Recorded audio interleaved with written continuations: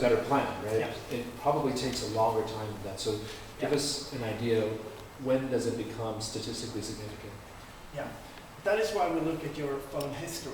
So right as you install the app, we look at the phone history from since you got the phone. So if you already had a phone 1 year when you install Comparific, we base the analysis on that time period.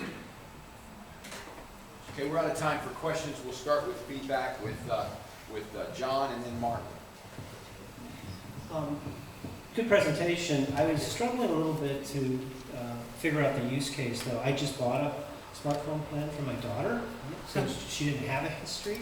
So what I did was do research on the web, went to Consumer Reports and those kind of things, where people go and look at all these plans and they add it up for you.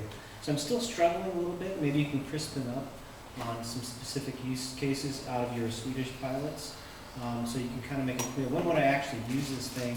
Maybe, you know, I'm switching plans in a year when my contract's up, so I want to collect this data, and maybe the, you know, competitive carriers to support you. Absolutely. Am I allowed to short? No. This is not rebuttal feedback. So, okay, Marlon, please. Sure. So I got a couple pet peeves.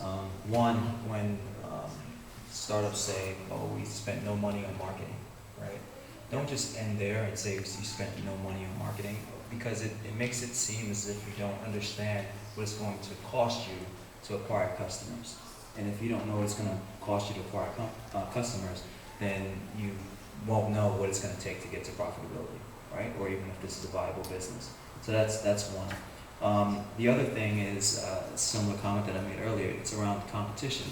You're not the only one doing this. So it would be a good idea to say, you know, the value proposition is clear, right? That people want to save money, great, but there are 10 other choices out there in terms of companies that can help them to do this very thing that you're doing. Why will they pick you? And then the third thing is, you got to say, and I heard the comment down here earlier in the form of a question, you got to see more numbers, right? So you mentioned 43%. 43% is meaningless unless I know how many people we're talking about, right? So is that a significant number? Are we talking about, you know, 2 million people? Or are we talking about 50 people? Makes a big difference. Okay, Sarah, last bit of feedback, please. I know you're not thinking in this direction, but I see there being an opportunity here in terms of enterprise sales, or especially in the small and medium business where the price point is more dramatic. And if you can show a compelling ROI that you're saving businesses, you know, thousands, etc., about this, I think that that's a more compelling route than going the consumer route. Also international local. Okay. All right, good. You guys want to think about your vote, and on the count of 3, hold your cards up, and Adiba will do the math. 1, 2, 3.